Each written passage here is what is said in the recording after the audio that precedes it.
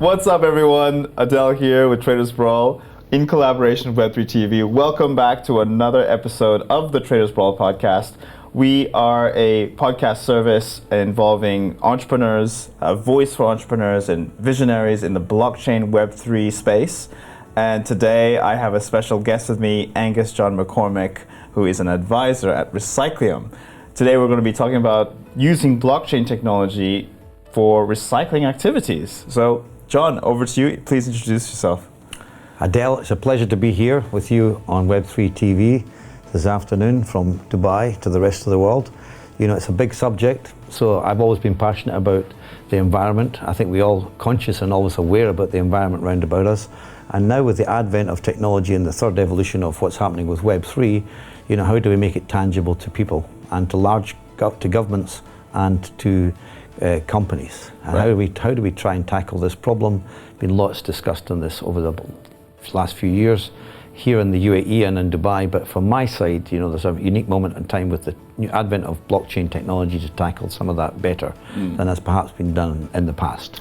Before we get to that, I'm trying to remember, when did we actually meet? I think it was, I met you at Ripple, which was back in, I think, November last year, but was there a time we met before that, or was it that? We met at one of the other large conferences at the same sort of time, so we had two of those conferences and before the bull market kicked in. But true, that was it. So we go back there, and meeting at Ripple sort of set the tone, because to get into an event like that, it was quite exclusive already. They had to, they checked my ID, that's for sure.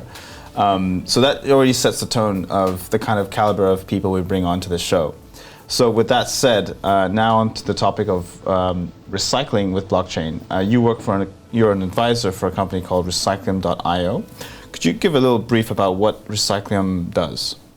Yeah, so Recyclium's vision is focused on helping to accelerate the reverse logistics for supply chain to help large companies and incentivize large companies, governments, communities to actually reuse waste. Got it. In a nutshell, on a global basis.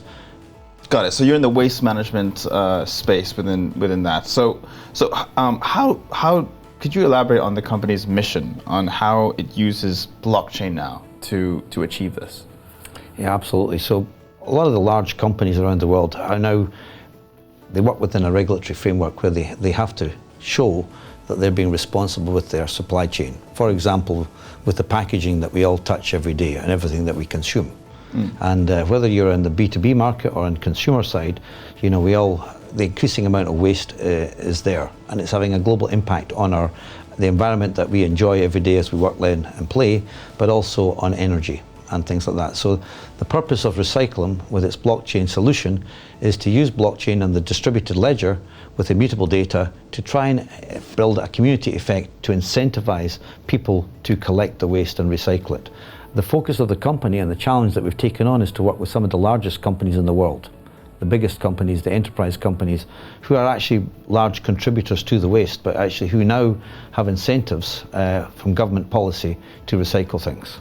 Got it. So when it comes to incentivizing them, is there an incentivizing scheme that Recyclium has in place? Because recycling can be, not to me, but to some, unrewarding and a bit, inconvenient. Like, I have to pick this up and put it in the bin, and there's no reward for that. Is there a way that Recyclium incentivizes individuals to do that? Yes, there is, and that's the bounty reward scheme that we use, the gamification within the solution. But first and foremost, we're living in a world where people use one-time items. So there's always two sides to the equation. There's education of people to actually make them more aware of the impact of their behavior. And that's individuals in their life environment and in their work environment. And then there are governments and companies as well. On the government level, this year, as you know, we also met at the time, this was a topical subject because we had the COP summit here, the UAE hosted in the Expo, the COP summit for environmental reasons back in November. And It's put it to the top of the government agenda. So it's really got to be at the top of the government agenda if we're going to try and change large corporation company behavior. So now there are moves taking place. The previous COP summit was actually in the UK in Glasgow in Scotland in the previous year, and now the UAE has taken a leadership position to put sustainability and environment to the top of its agenda.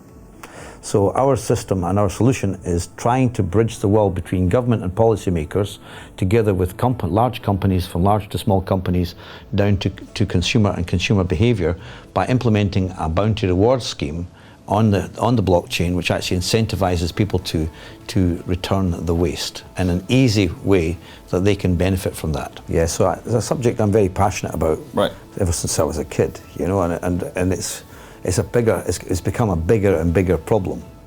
We've traditionally been taking all this metal, plastic, reusable items and putting it, whether it's batteries from even in the current instance of what we see with vape sticks nowadays, for example, there's lithium batteries there.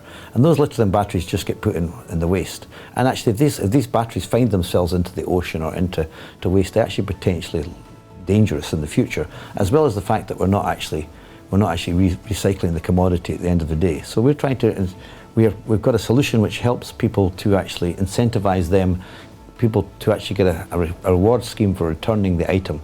We call that reverse logistics. Just off the back of what you said about trying to get governments and private companies, to work together on this, do you think that's a cost for private firms? Do you see recycling and having these schemes in place to be a burden on them? Obviously, large companies seek to maximize their top line in terms of revenue and minimize their costs. So any technology deployment could be seen as a cost. Clearly, that's the position.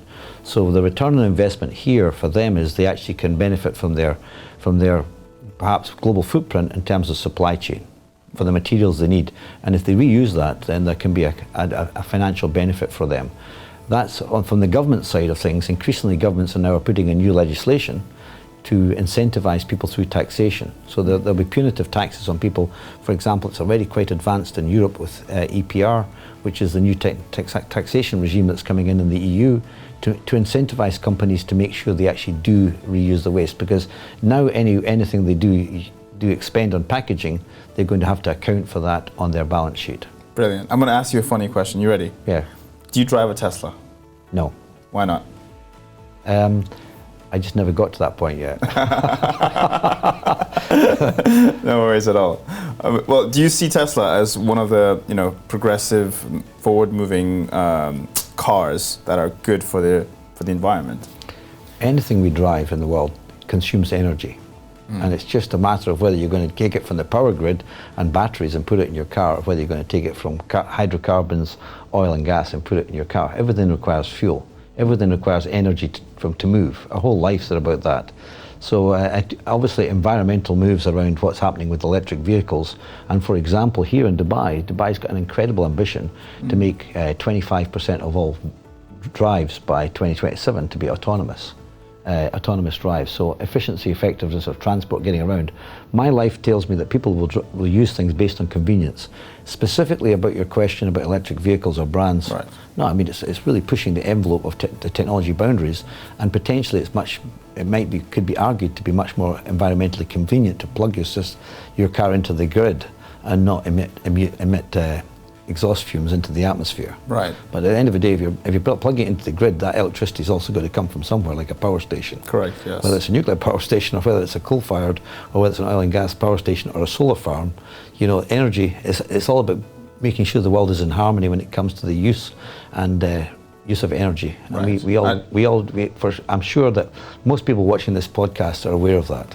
And I really want to stress that point further, because I think there's a misconception that people tend to think that if they're using something electric, that they're not indirectly burning fossil fuels. Because even with electric car stations, what's bringing the electric in that station? You're still burning energy, and you still, I've heard this, correct me if I'm mistaken, but you're still burning fossil fuels.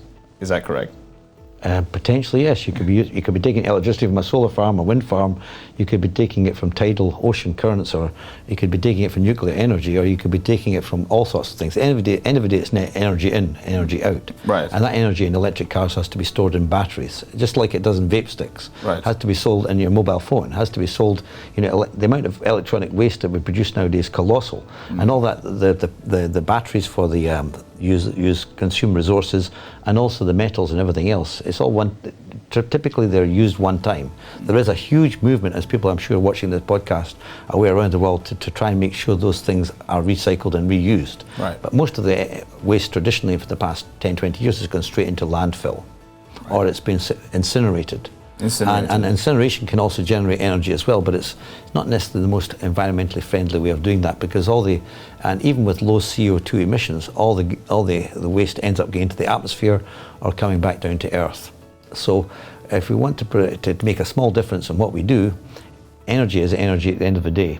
Electric cars, to go specifically to the point, is you still have to plug your car in. That means you have to provide infrastructure, electrical infrastructure from the power station in a different fashion, because you need to have these power stations, these plug-in points anywhere.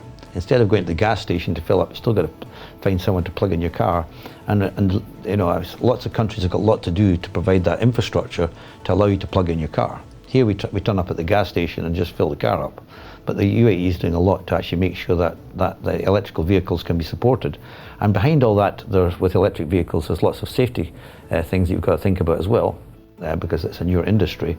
But you mentioned Tesla specifically, or other brands in that domain, they also consume huge amounts of data and what they're doing. So what would be the ideal, we've spoken about electricity being one of the causes of global warming. Then we also have as well on the other side burning fossil fuels. What would be the ideal world where we could all operate and it's not burning, it's not contributing to global warming? What would be the ideal method to use? That's a huge question, Adel. Huge question. If you net it down to 2 or 3 things, it's all called net zero at the end of the day.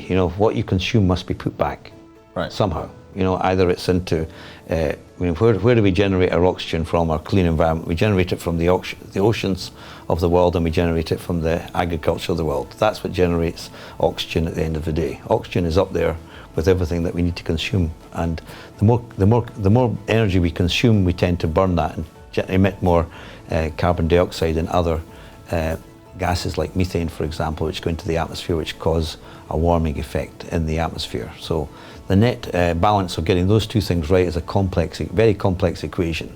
But at the end of the day, reducing waste, and the fact that we take an aluminium can or a plastic bottle or some packaging or electronic waste, which is a huge subject on its own, and actually trying to make sure that waste is recycled in an affordable way, is going to much better help the supplier of the product on the one hand, if it's done in a tax efficient way, and also the consumer. I feel sometimes, I'll be honest, I don't feel as guilty as I used to before, but if I flew and I went on travel, I took a plane, I traveled from A to B, ideally, in an ideal world, should I plant a tree after having flown a plane? You should definitely try and give back, as with anything in life. And we live in a very transient world these days. So do we really do that? We need to have vehicles to make sure that we can pay our share back. And that's the whole point of this system. It depends on where we are. I mean, here we are sitting in a high-tech studio in Dubai, on the 30th floor. So it's a bit of an oxymoron in that respect. I mean, frankly speaking, we're talking about a subject, but of course we're surrounded by plants, and plants are easy to grow. And what's happening in agriculture, what should be happening with forestation. One of the points here is, what's happening is we need to do a lot to preserve our existing oceans, forests, environment, because that's going to be our air and oxygen for the future. Whether we're using to burn that to actually create energy, or whether we're actually using that to give back to the future communities. And whilst that is a very good point, I feel even as that stands, people and maybe corporations seem to not care. They seem to, time is money end of the day, and without money, you don't pay the bills, you don't eat. And they tend to put this to be one of the least most pressing topics. What do you say to that? Yeah, that's definitely my pragmatic point of view as well. the truth be told. But there have been lots of changes that have taken place because, you know, our children or our grandchildren may not benefit from having such a beautiful world if we don't do something about it. But there's always got to be a carrot and stick effect, and what governments are doing is they have to address this, and it takes government to government collaboration, hence the summits that take place. So the only way it can be done is through incentivizing people with good reason to take it economically, so that they can actually either save costs or even potentially make money. And for companies, the most important thing is their brand image and their brand loyalty, and having programs that they can put in place to show that they're doing real tangible things. And there has been lots of what's called greenwashing going on plenty of examples of that around the world, with large corporations who were just paying lip service to this subject but not really doing anything, and just doing it for actually overt marketing purposes. But there are also plenty of good examples where, you know, in the boardrooms of companies, just like AI or technology is a top factor or security is a top factor, on the other hand, environmental issues and sustainability are top factors for them. And now they have good financial incentives to do it because of the new regulations coming around taxation, which will punish them if they don't factor this in. So for the large corporation, there are good financial reasons to do it from a tax accounting perspective in the future. Because if they want to be global, they've got to address this point, and there are now it's really therefore important, like we've done with Recyclium, to make sure we have a system that can't be defrauded, and it's got to be secure. There's got to be lots of things around the data privacy aspect of it, but in a way that's auditable, and that hence the reason for blockchain and distributed ledger technology, so that at the end of the day the data is immutable and it cannot be abused in terms of the business logic to show that you're actually doing something which is going to benefit and fit within new tax regime. Now, it's taken a long time to get to that point. We've lived in a world here where there's huge amounts of construction going on, and construction consumes lots of buildings, and constructions and real estate consume vast amounts of resources in the environment. But there are now a realization, and part of for example, in the UAE, the Vision 2050 is to get to a net zero emissions point, where the materials being extracted, oil, gas, whatever it happens to be, out of the environment are being replaced in ways that can actually get back to some sort of balance.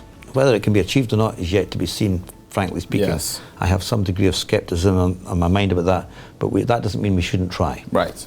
Well said on that, but I'm going to ask you a controversial question. You mentioned greenwashing. Is carbon credits an example of greenwashing? I personally have a couple of bad experiences of that in the last 10, 15 years myself. And maybe firstly define for the audience what is carbon credits. Well, it's not really defined yet. That's part of the problem. There are plenty of, it's global standardization of making sure that our carbon footprint is measured, so that when we consume something, it can be offset and another way. And it could actually start having a scheme where we can actually potentially trade on that in a market. So that's the next step that's coming in the environmental scheme of things, is that there needs to be some global standards around carbon credits, so that the example you gave earlier, Adel, was, you know, how can I give back? I don't do anything with my waste, but how can I plant a tree in another way, or how can I save a piece of forest or do something to benefit? That is coming alongside taxation, and I think that market needs to come, because the only way human beings will be able to do anything about it is to trade. And the reason that blockchain is so important is because the oracle and the data and the system that we use must be immutable, so that there can be no way to people can trade knowing that there's a level playing field. Right. So that's yet to be standardized. That requires a bit of work, I think, personally. So now going back to carbon credits, it's a system whereby you can offset your actions. So say I took a plane, flew from A to B. Now I need to offset this by buying carbon credits. As soon as I buy it, does that relieve me of what I've just done? Theoretically, yes, that's the practice, but practically, no. Practically, no. It's global warming still affected by it. So it's a system that's being imposed on you, right, by a government or by a company, right, through taxation. That's what's happening. I see. And you know, there are many people in the audience we're addressing here who believe in a decentralized world. Right. And that some people would say that centralization taking control of things at the end of the day. So that's a big debate that we can have in future conferences. This definitely should be a subject that's on top of the agenda, and the UAE is actually taking steps to put it up there on the agenda. Because at the end of the day, everybody's got to be responsible, and governments in a lot of cases are elected or there to represent their people, and they've got to take responsibility if they really want to make a better environment for our children and our grandchildren in 10, 20 years' time. Right. And there's also, on top of this debate, debate between carbon credit proposers and then oil companies who want to preserve their oil and obviously make profit out of their oil, because oil is a depleting resource. So, having oil people on a panel with those from I forgot the name of the party in the UK, but those who are on the recycling side, I don't see them coming together.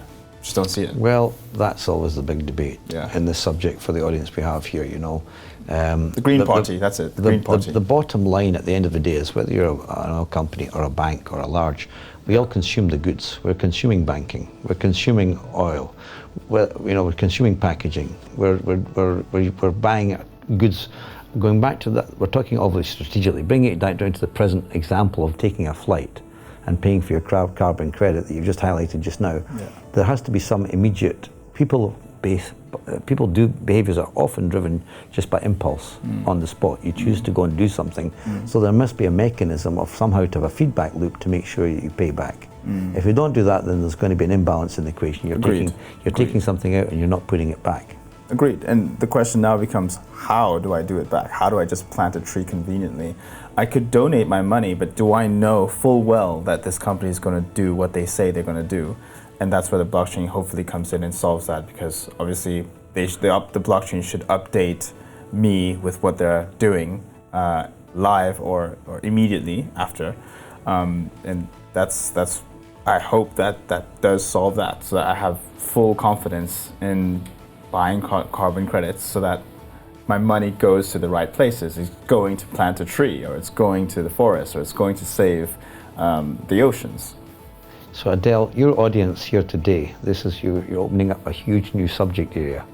There are plenty of people in the Web3 and the blockchain space who have been trying to address this for years. There are plenty of projects talking about carbon credits and energy. On the one hand, there's a huge discussion there to be had, at the end of the day, and how to make sure that some increased value is created out of this. When it comes to tokenization, specifically, and what's going to happen to that in a regulated frame when it comes to, effectively transfer of value, that's a huge separate discussion.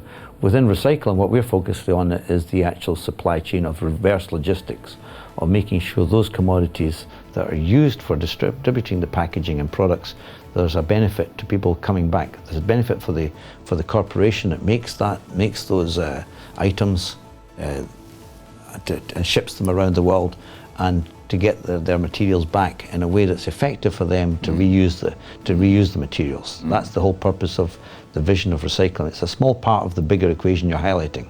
If you're taking a flight, if you're going into a hotel chain, for example, and you're using all the condiments or goods that are there, the shampoos and the detergents and those kind of things, the packaging that goes with all these items, how do you try to incentivize a large company to serve the consumer interest in that way? So the only way to really do it from a technology point of view, you could argue, there have been plenty of ways traditionally, but blockchain does provide one of the vehicles to do all that, right, in a way that allows us to have a single view of the truth. Right.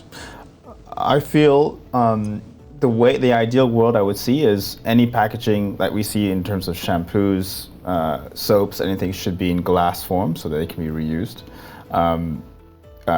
Now, on top of that, could you see a world in which everything operates on solar panels? Like every single thing, cars, roads, streetlights, literally everything, cameras, watches, obviously watches, but phones. Could you see a world like that? Personally, no. Just to get to the point. I mean, human beings by our very nature are very different in the way that we behave and consume things. So it's people always, at the end of the day, they want the best performance, they want the simplest solution, but most often people are buying things for convenience. Of course. And, there has to be the companies themselves have to take some lead, and they're always thinking about their brand image. So if it's going to something impact them in a positive way economically from their local or global supply chain, that's going to make a difference. But the way to do it is and the way to track and trace things is the most important thing. At least that way you have a ledger that lets you know what's gone out and what's come back, and then you can reconcile it in terms of your financial accounting. Going into a more sensitive subject about food consumption now, is being vegan a form of greenwashing, or is it actually contributing to the reduction of global warming? That's a very personal question. Everybody's probably got a different answer on that. From my point of view, people have got all sorts. I respect people's choices, so what kind of diets they want to eat is up to themselves. Right. So are you talking from the consumer perspective, or are you talking from the company and marketing perspective? Of course, most things that we consume these days, what it says on the packaging is, whether it's in the pharmaceuticals industry or whether you're in the supermarket, or whether you're actually in the DIY store or whether you're in the car store, the packaging, is there. It's dictated by government regulation. And it's mostly around health and safety. First of all, food safety. So specifically, I wouldn't say it's a form of greenwashing. No, specifically, just thinking about the specific question. It's human preference. Most companies are trying to serve. The successful companies have to be very smart in the world of what's happening with social media today, for example, and how they make sure they market to you. Because if there are false claims against you as a company, it can be very negative. There are plenty of discussions going on about, what's happening in the food chain around genetically modified foods, for example. Right. And a lot of people, for example, consume lots of different food types, and they're more concerned about the impact that's going to have on their health or the health of their children in the future. Sometimes we don't think about our health that much, or where the source of the food came from. Blockchain can certainly help with that as well. That's not necessarily where we are Recyclium are focused. But so the more plants I eat, the more less guilt I should feel when it comes to cooking, using oil, things like that. Look, I have no idea. This is a subject that's constantly changing. I'm Right. sure there's a lot of people out there in the audience that would better answer that than me, because we all have our bad habits when it comes to eating, and just good healthy discipline is something that's beyond us. And we all have a second stomach for dessert, don't we? Of course. This security is quite paramount in this field because security of information, the confidentiality of it. So I'm wondering how Recyclium, if you're able to answer this question, how Recyclium ensures the data protection and the data privacy of its blockchain-based system, when it's always updating transactions all the time, and whether it's live or not, it's always updating. How does it? Would you able to answer that? So security should always be before profit, because if let's say, people are concerned about their own private data privacy. Right. So that's the consumer side, which is what the whole decentralized world is about. Having immutable data on a blockchain, but having that information protected. That's why we use blockchain in the first place. It can provide the mechanism for doing that. Personally, as a cybersecurity specialist, if people tell me stuff is in a blockchain, I still don't take it, that it's secure. Whether it's in my wallet, or whether it's on the blockchain, or where the custody is, you should always have a zero trust policy. You should always think about your risk of. Now, when it comes specifically to the data and data privacy, companies also have huge responsibility, because their brand image, and if their data can leak. So our target here is working with some of the largest corporations in the world and brands to change their behavior around this through the reverse logistics. And they can increasingly these days, there have been plenty of examples, where large corporations have had huge fines for data privacy breaches. We've taken our technology innovation has essentially come mostly from Europe and working here in the UAE, and we plan to go global with that. But we've taken expertise, as you can see from our website, from around the world, and the work we've done with leading consultancy firms to make sure that we address that problem on a global basis. Data privacy is a paramount concern for large corporations, because if they breach that, they're going to get huge fines in the future, and that's increasingly the case. And countries that have been leaders in that position have been, like, for example, what's happening in Germany over the past 20 years, where up to 95% of items actually do get recycled. It's been a process of education, and all the way through to regulation and taxation and penalties for people that actually breach trust when it comes to data privacy. They always take a zero, but I always assume that you're already breached from a security point of view. Never trust the tools that you use. Make sure you dig into them.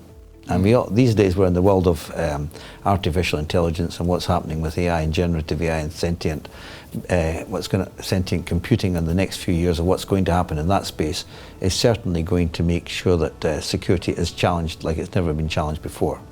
Right.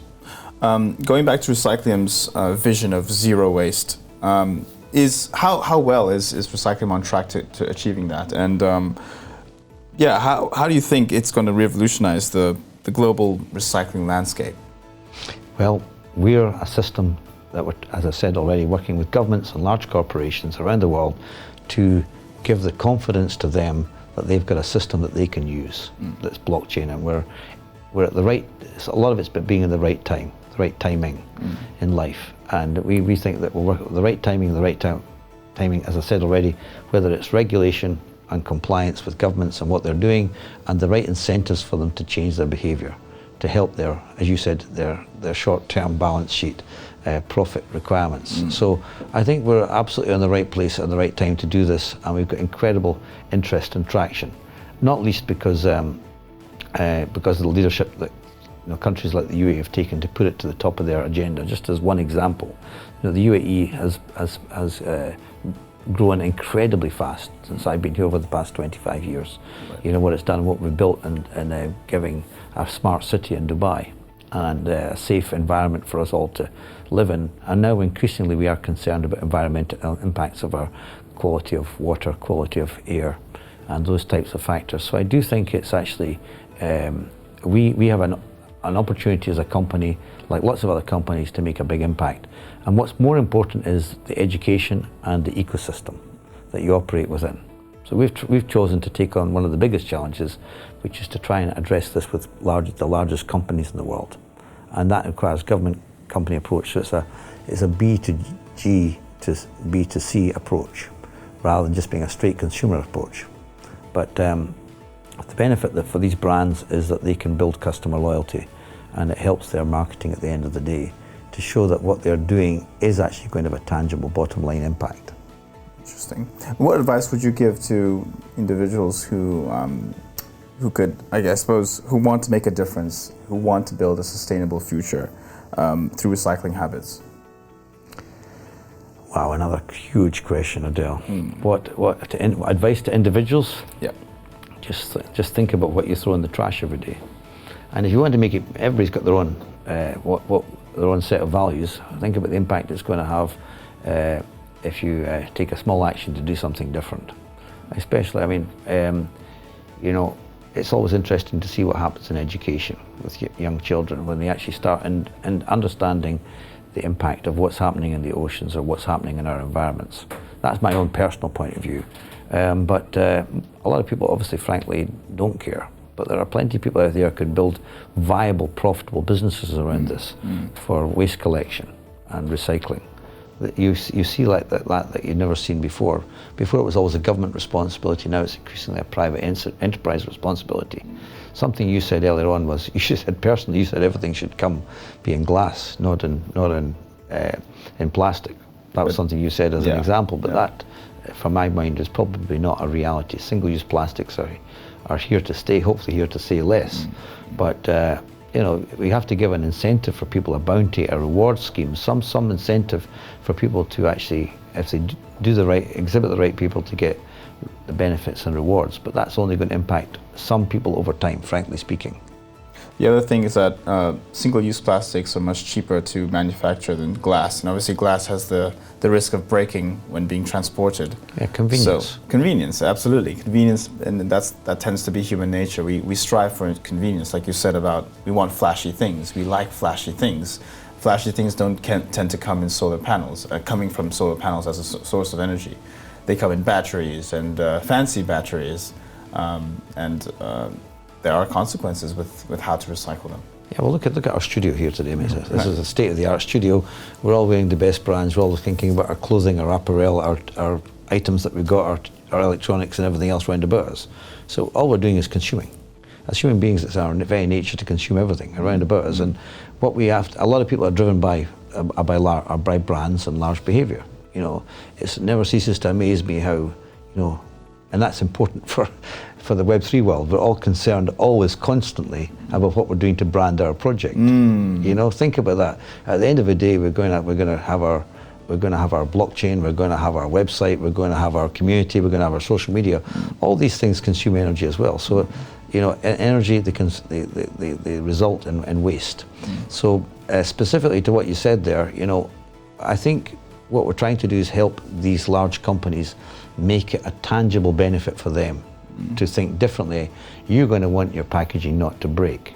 So you're still probably going to want to have it in some form of robust packaging. As you said, it's cheaper for the multinational company to do single use rather than actually recycle.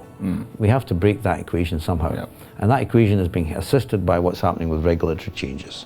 So there has to be bottom line financial benefits, and that is actually, for the first time, actually happening in my 25 years of being environmentally aware. And that, one of the incentives, I think you mentioned this, was tax breaks, I suppose. You can tax relief because you're showing that you're doing something for the environment, and I think that is just as low as it gets. That's the only incentive, like relief of tax, nothing else from their heart. It's just, oh, you get to do this, okay, we'll reduce your costs. I think that's the two big things that are happening at the moment. Let's see how they pan out. Let's see how they actually pan out. What's happening on taxation with EPR? So companies have to do something about it, and they have to verify and audit it on the one hand, and as you mentioned earlier on, what actually happens is there's going to be a mechanism to trade to put back a plant a tree. So those two things are the things to watch. And you know, the good thing about my journey in the last 4 or 5 years in blockchain and crypto has been that I see lots of Web3 and decentralized projects that really are trying to do stuff in that space. Brilliant. Angus, really happy you came here to share your insights on how to recycle and how to be sustainable. Well, Adel, it's been a pleasure. I think our audience here today, hopefully we've started a discussion which can be a much deeper subject. We've been quite shallow on the surface, frankly speaking, but it's been a great opportunity to bring it on the agenda. It is important for us. Brilliant. Thanks again for coming. My pleasure. Thank you so much for watching. I hope you found this insightful. We will leave all the links in the description below, so you can check out Recyclium and his profile on LinkedIn. But I hope you found this insightful. I hope you have some key takeaways for yourself about thinking twice before you throw away your packaging, and you know what you buy. Think twice about what's good for the environment, the world, and the future of our children. Again, thank you so much for watching and staying with us. And I hope to see you at the next podcast. So see you next time. Cheers.